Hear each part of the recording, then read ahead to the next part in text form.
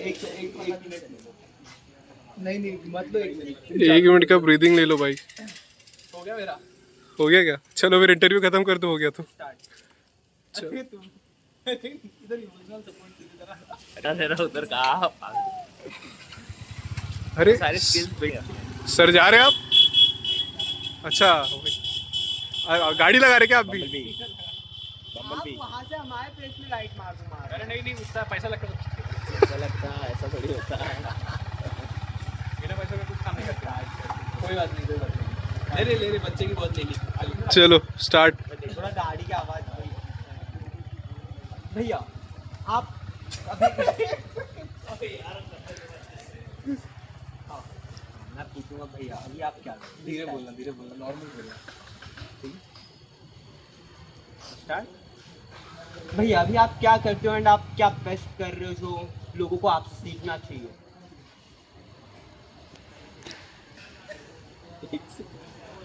ये रिकॉर्ड है ना?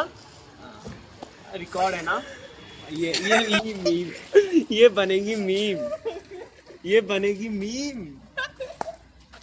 तगड़ी मीम बनेगी। आई थिंक मोटिवेशनल टॉक नहीं हुआ बट मीम अच्छी बनेगी गाइस, मीम बहुत अच्छी बनेगी। मीम का जमाना है ब्रो। भैया एक सीरियस कर लेते हैं तो थोड़ा कंट्रोल। आपको कहीं घर जल्दी तो नहीं जाना है ना? जल्दी जाना होता तो ऐसे थोड़ी हरकतें करता वो। इसमें ये बताओ। चल ठीक थोड़ा जेन्युइन बात कर। ये सब मत पूछ। मैं पूछ रहा हूँ पूछती हूँ। अभी तो क्या इसमें मैं कर रहा था इसका इंटरव्यू चालू। कौन सा स्टैंडर्ड में भाई? मैं वो 11th स्टैंडर्ड में। क्या बनना है? एंटरप्रेन्योर बनना। क्यों बनना है? बिकॉज वो एक मतलब अलग ही बात है एंड इसमें जो आपको रिस्पेक्ट एंड जो आपको मतलब काम करने में मज़ा आता है वो नेक्स्ट लेवल होता है। तो मैं अपनी तरफ से एक चीज़ कहना चाहूँगा कि जैसे हमारा कभी भी कोई सपना होता है ना, हाँ, तो ज़िंदगी हमें ना बहुत तमाचा मारती है लाइफ को। ठीक है तो तुम्हें भी मारेगी, मुझे भी मारा है, और ऐसा नहीं है कि कोई छूट जाता है इससे। सबको सबके हिस्से के अपने तमाचे होते हैं। तो वो जब खाते हो ना तुम गिरते हो और अंदर से टूटते हो। तो वो अपने टूटे हुए जो सेल्फ होता है ना उसको उठाना बहुत ज़रूरी है। और उसको उठाते टाइम ना तुम जिन लोगों की हेल्प ले रहे हो फिर जिन चीज़ों की हेल्प ले रहे हो वो अगर तुम सही लोगे ना तभी तुम सही तरीके से उठ पाओगे। वरना वो हो जाएगा ना कि हमारी टूटी हुई हड्डी जो है अगर हम गलत तरीके से जोड़ दें ना तो वो हमेशा बेंड रहेगी। तो हमें वो सही तरीके से जोड़ना बहुत ज़रूरी है। तो जब भी ज़िंदगी से तमाचा खाओ ना तो सांस लो कि और सोचो कि यार ठीक है शायद मैंने ना क्या करना चाहिए। जल्दबाजी ना करो क्योंकि ये होता है कि हमें ना कुछ चीज़ें जल्दी चाहिए होती है और हम जब किसी को अपना सपना बताते हैं ना तो वो कहते हैं कि अरे हुआ क्यों नहीं तुझसे अभी तक, क्यों नहीं कर पाया तू। तो वो तो इंस्टेंटली उस चीज़ पे रिएक्ट ना करो, उस चीज़ को समझो कि ठीक है आगे वाला भले उस चीज़ को कह रहा है, चाहे वो तुम्हारा अपना हो सकता है चाहे तुम्हारे घर वाला हो सकता है, कुछ भी हो सकता है, पर तुम इस चीज़ को जानो कि हाँ मैं यार इस पॉइंट पे ना this is my low point, यहाँ पे टूट चुका हूँ मैं, तो मुझे यहाँ से खुद को संवारने के लिए ना वो जर्नी अकेले ही करनी है, चाहे मेरा अपने कितने भी साथ में हो। पर मैं ना इस दुनिया में अकेले आया था और मैंने अकेले जाना है, तो ये जर्नी मेरी है क्योंकि वो सपना तो मैं देख रहा हूँ ना, वो शायद मेरी मम्मी और पापा नहीं देख रहे हैं, वो मेरे आंखों के लिए बहुत ज़्यादा इम्पोर्टेंट है, वो उनको शायद वक्त के साथ समझ में आ जाएगा, बट आज वो मेरे लिए इम्पोर्टेंट है। ठीक है चलो अच्छा। और एक मैं पूछूँगा आपको स्टार्ट कर। भैया आप इतने अच्छे से मुझे इतना समझाएं बट आपने अभी तक जर्नी में क्या एक्सपीरियंस किया? आप इतने काम एंड इतने मतलब कॉन्फिडेंस के साथ कैसे बोल लेते हो एंड मतलब आप कोई भी चीज़ रहा बहुत जल्दी अडेप्ट कर लेते हो कैसे?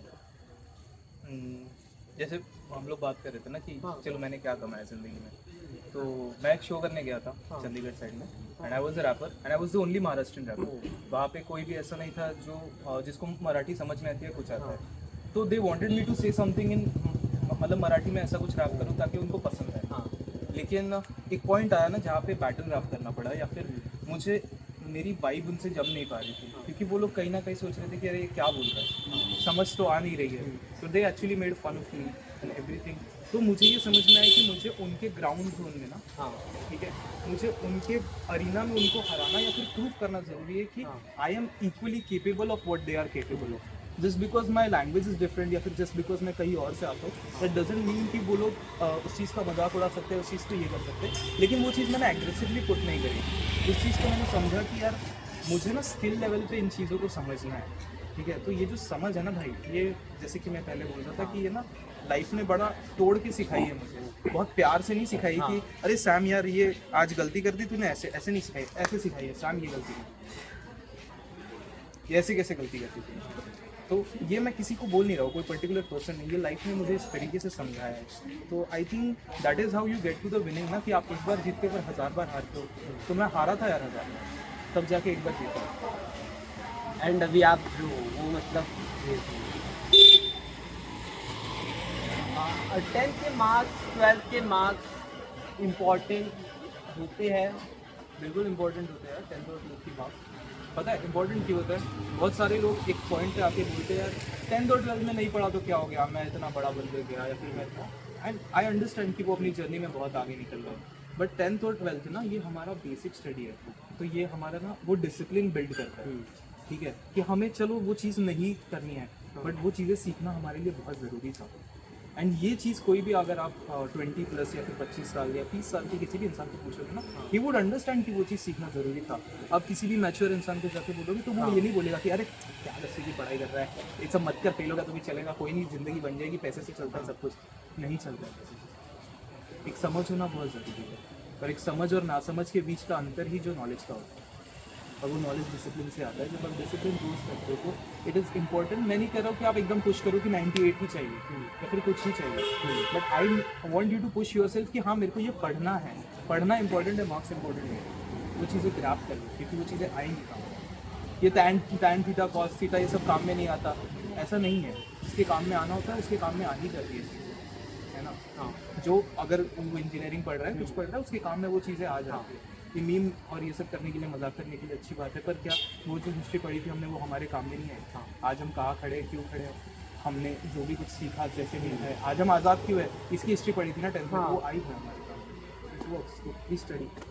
ओके, आपके हिसाब से जो सुबह का रूटीन रहता है वो इम्पोर्टेंट होता है लाइफ में कि नहीं होता है? I think morning routine is like very important, like बहुत ज़्यादा ज़रूरी है कि आप अपना मॉर्निंग रूटीन सही करो, क्योंकि आप एक बार दिन में सुबह उठ रहे हो, ठीक है, आपने उठ लिया, और अगर आप देखो बहुत सारे लोगों के पास ये प्रिविलेज नहीं होता कि वो अपना मॉर्निंग रूटीन अच्छा कर पाए।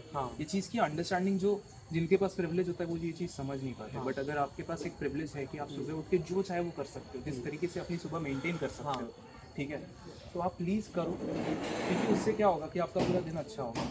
देखो वो होता है ना कि चेन रिएक्शन होती है कि आपका अगर फर्स्ट बॉल, अगर वो जो बॉल्स की चेन रिएक्शन होती है, आपका फर्स्ट बॉल अगर सही गिरा तो आपका लास्ट बॉल सही गिरा।